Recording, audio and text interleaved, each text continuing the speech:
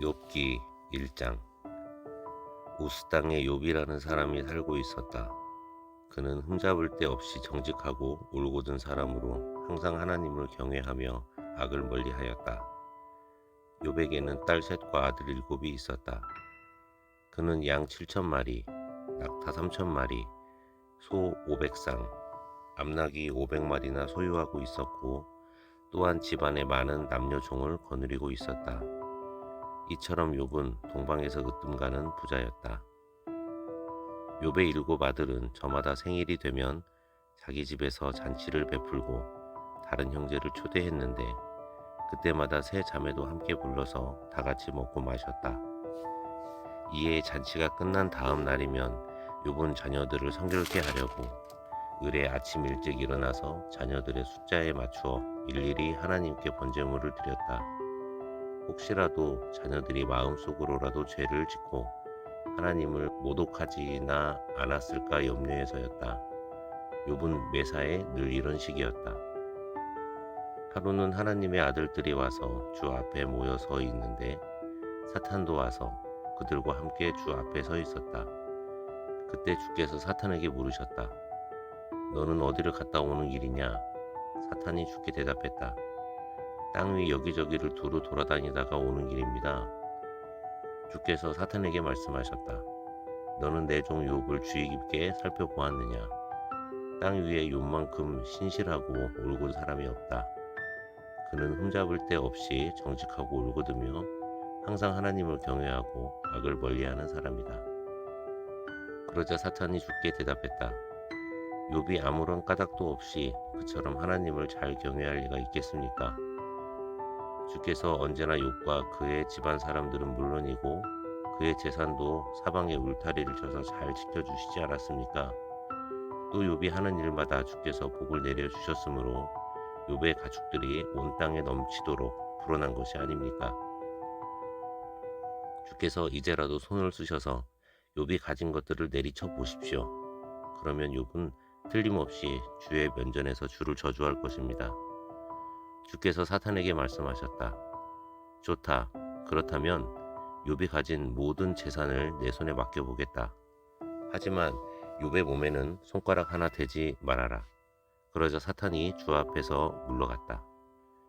하루는 욥의 아들들과 딸들이 큰아들의 집에서 잔치를 열고 포도주를 마시고 있었다. 그때 일꾼 한 명이 급히 달려와서 욥에게 말했다.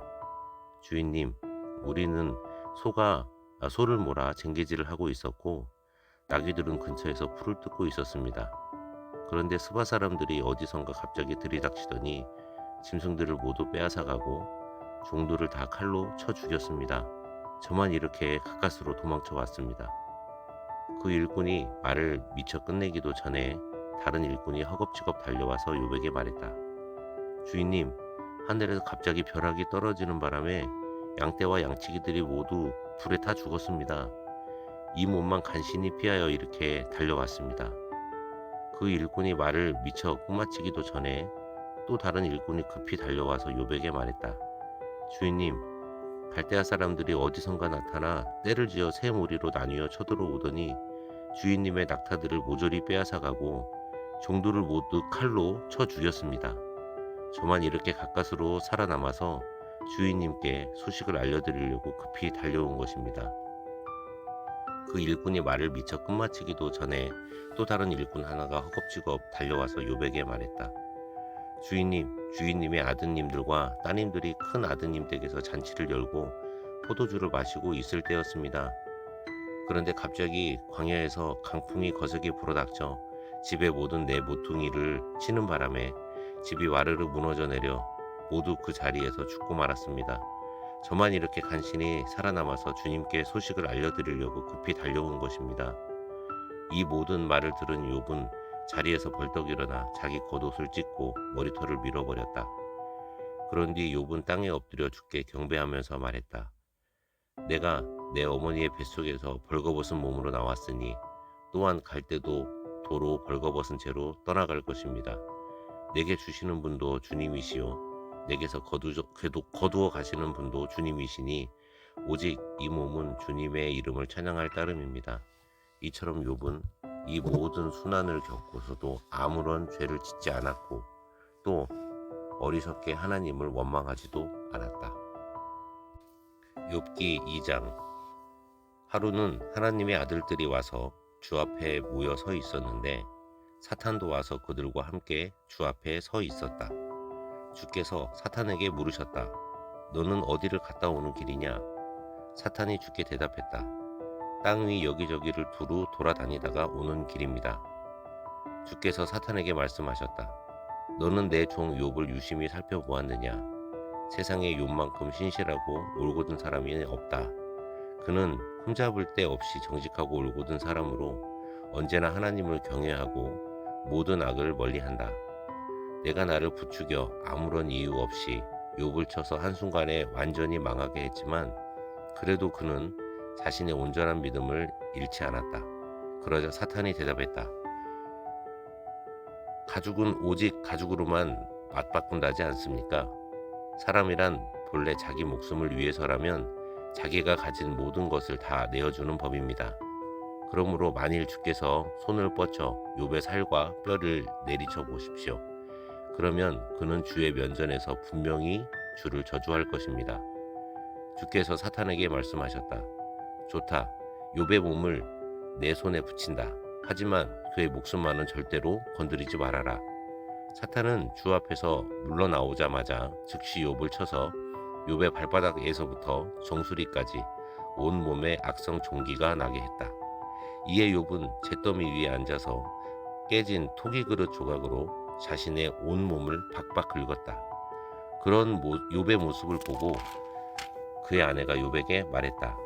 이 지경이 되었는데도 당신은 하나님한테 그 잘난 신실함을 온전히 지킬 거예요? 차라리 하나님을 저주하고 죽어버려요. 그러나 욥이 아내에게 말했다. 어리석은 여편네들처럼 말하지 말아요. 하나님께서 복을 주실 때는 좋아라 하고 받았으면서 이렇게 고난을 주신다고 그분을 내팽겨친단 말이요? 이렇게 욥은 이 모든 극심한 고난을 겪으면서도 하나님께 대하여 그 입술로 죄를 짓지 않았다. 그때 욥의 세 친구 곧 대만 사람 엘리바스와 수아 사람 빌닷과 나아바 사람 소발이 욥에게 닥친 그 모든 재앙과 고난에 관한 이야기를 듣고 욥을 직접 방문하여 그를 위로하기로 약속하고 저마다 집을 떠나 욥에게로 왔다. 욥의 세 친구가 멀리서 눈을 들어 욥을 바라보니 욥의 몰골이 하도 처참해서 도무지 욥을 알아보기가 어려울 정도였다. 그래서 욥의 친구들은 큰 소리로 울면서 자기들의 겉옷을 찢고 재를 머리 위에 뿌렸다. 그리고 나서 세 친구들은 욥과 함께 바닥에 주저앉아 7일 밤낮을 같이 지냈다. 그동안 친구들 중 어느 누구도 욥에게 말 한마디 붙여보지 못했다. 욥이 겪고 있는 고통이 너무나도 처참해서 누구도 그 입이 떨어지지 않았기 때문이다.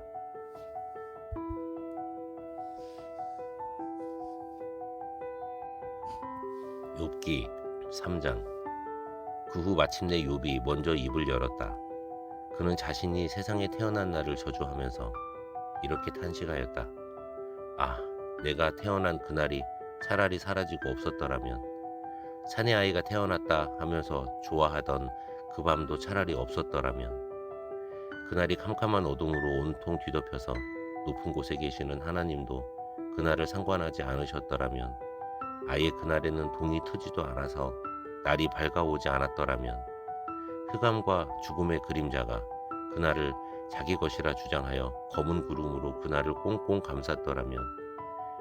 깊은 어둠이 그날을 덮쳐 빛을 모두 가리고 낮을 캄캄하게 만들어 버렸더라면. 그 밤이 흑암으로 완전히 뒤덮여서 그날이 아예 1년 가운데 어느 날에도 끼지 못하고 어느 달에도 들지 않았더라면. 아, 그 밤에는 아무도 잉태하지 못하여 그 누구도 기쁨의 환호성을 지를 수 없는 밤이었다면. 나를 저주하는 자들과 바다의 괴물을 불러낼 수 있는 마법사들이 내가 태어난 날 저주하여 없애버렸더라면. 그날에는 차라리 새벽 별들이 빛을 잃어서 아침이 영영 밝아오지 않았더라면. 그날에는 동이 트지 않아 새벽 햇살이 아예 비추지도 않았더라면. 그 밤에는 어머니가 태를 열지 않아 내가 세상에 태어나지 않았더라면 얼마나 좋았을까. 그랬더라면 내가 이 처참한 고통을 내 눈으로 지켜보지 않아도 되었을 것을. 아, 어찌하여 내가 어머니 뱃속에서 죽지 못했던고. 어찌하여 내가 어머니 뱃속에서 태어나는 그 순간에 숨을 끊어지지 않았던고. 어찌하여 그날 밤에 나를 받아낼 무릎이 있었던고. 어찌하여 그날 밤에 내가 빨아먹을 젖이 있었던고. 그렇지 않았더라면 이 목숨 일찌감치 끊겨 지금쯤 편히 누워 푹 쉬고 있을 텐데. 지금은 허물어져 폐허가 된 성터에서 세상의 왕들 및 대신들과 나란히 누워 쉬고 있을 텐데. 황금과 은으로 가득 자신의 온 집안을 가득 채웠던 무통치자들과 함께 누워 쉬고 있었을 텐데. 세상의 빛을 보지도 못하고 어머니 뱃속에서 사살한 피덩이처럼 지금쯤 땅속에서 편히 잠자고 있었을 텐데. 거기 무덤은 악한 자들도 모든 소란을 그치고 삶에 지친 자들도 모든 짐을 내려놓고 편히 쉬는 곳일 텐데. 그곳은 포로된 자들과 갇힌 자들도 함께 편히 쉬고 억압하는 자들과 노예를 부리는 감독관 다그치는 외침소리도 더 이상 들리지 않았을 곳일 텐데. 그곳은 높은 자와 낮은 자 사이에 아무런 구별이 없고 종들도 주인에게서 풀려나 자유를 누리는 곳일 텐데. 어찌하여 내가 세상에 태어나게 되어 그곳에 가지 않았던고. 아, 어찌하여 하나님께서는 불행한 사람들에게 빛을 주시고 고통과 괴로움 뿐인 사람들에게 생명을 주시는가. 그런 사람들은 그토록 죽음을 갈망하건만은 어찌하여 죽음은 찾아오지 않는 것인가. 꼭꼭 감추어진 보물을 애써 찾는 것 이상으로 그토록 애타게 죽음을 찾고 있지만 어찌하여 죽음을 찾을 수 없는 것인가. 마침내 죽음을 찾아 무덤 속으로 들어갈 수만 있다면 그보다 더한 기쁨이 없으련만. 인생의 앞길이 한치도 보이지 않는 사람에게 어찌하여 하나님께서는 목숨을 주시는가.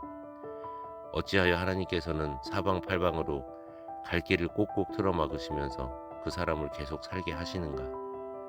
그러함으로 밥을 앞에 놓고서도 한숨부터 푹푹 쏟아지고 신음소리가 물처럼 콸콸 쏟아져 나오는구나. 내가 그렇게도 두려워하던 일이 결국 나에게 닥쳤고 내가 그렇게도 무서워하던 일이 마침내 나에게 닥쳐오고야 말았구나.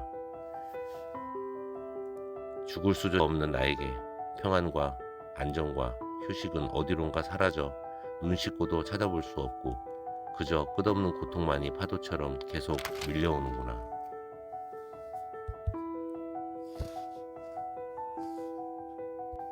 욥기 4장. 욥의 탄식을 듣고 대만 사람 엘리바스가 말했다. 지금 누가 무슨 말을 하더라도 자네는 짜증스러워 견딜 수가 없겠지. 하지만 입을 닫고 가만히 물러나 있을 수가 없어서 자네에게 한마디 해야겠네. 생각해보게. 자네는 많은 사람들에게 가르침을 베풀어 주었고 연약한 사람들에게 용기를 북돋워 주었지. 비틀거리는 사람들을 격려하여 부축해 주었고 힘이 빠져 흐느적거리는 사람들에게 힘이 되어 주었지.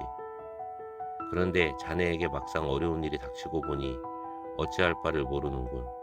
자네에게 막상 불행이 닥치니 낙담하여 쩔쩔매는군. 하나님을 경외하던 자네의 그 꿋꿋함은 다 어디로 갔는가. 올곧게 흠없이 살고자 했던 자네의 그 소망은 다 어디로 갔는가. 한번 잘 생각해보게. 세상에 죄 없는 사람이 망하는 것을 보았는가. 올곧게 사는 사람이 멸망하는 것을 보았는가. 내가 그토록 본 바로는 악으로 땅을 갈고 고통의 씨를 뿌리는 자는 결국 자기가 뿌린 대로 그 악과 그 고통을 스스로 거두더군. 하나님께서는 진노의 입김으로 그런 자들을 쓸어버리고 분노의 콧김으로 그들을 끝장내 버리시더군. 사자들은 으르렁거리며 크게 울부짖지만 그처럼 용맹을 자랑하던 젊은 사자의 이빨도 부러질 때가 오는 법이지. 사자가 늙어서 먹이를 잡아먹지 못하면 뒤따르던 암사자 무리는 뿔뿔이 흩어지고 만다네. 하루는 내게 어떤 말소리가 은밀하게 들려온 적이 있어. 내가 귀를 기울이며 그 소리를 들었지. 한밤중 모든 사람들이 깊은 잠에 빠져 있을 무렵 꿈자리가 뒤숭숭한 가운데 갑작스레 두려움과 떨림이 나를 사로잡아 내 모든 뼈 마디마디가 와들와들 떨릴 지경이었네. 바로 그때 한 영이 바람같이 내 얼굴을 스치고 지나가더군. 순간 내 온몸은 털이 쭈뼛 곤두섰다네. 그런데 무엇인가 내 앞에 멈추어 섰네. 그것이 무엇인지는 알 수 없었어. 아무튼 내 눈앞에 어떤 형상이 서 있었고 나는 침묵 속에서 이런 소리를 들었다네. 자, 들어보게나. 죽어질 사람이 어찌 하나님 앞에서 의로울 수 있으랴. 한낱 사람이 어찌 창조주 하나님 앞에서 깨끗하다 할 수 있으랴. 보라, 하나님께서는 자기 종들조차 믿지 않으시고 자기 천사들조차 흠이 있다 하시거늘 하물며 흙으로 지어진 육체의 집에서 사는 인간, 한낱 흙더미에 불과한 사람, 심지어 하루살이에게라도 눌려 죽을 사람이야 더 말할 것이 무엇이랴. 사람이란 아침에 살아있다가도 저녁이 되기도 전에 티끌처럼 사라져 아무 예고도 없이 영영 멸망하는 연약한 존재일 뿐. 천막줄 쑥 뽑히듯 그들의 생명줄이 뚝 끊어지면 사람이 얼마나 하찮은 존재인지 깨닫지도 못한 채 어리석게 죽어가지 않더냐. 그날 밤에 내가 분명 이런 소리를 들었다네. 욥기 5장. 이보게, 어디 한번 소리쳐보게나. 하지만 자네에게 응답할 사람이 어디 있겠는가. 하늘의 거룩한 이들 가운데 과연 누가 자네 하소연에 귀를 기울이겠는가.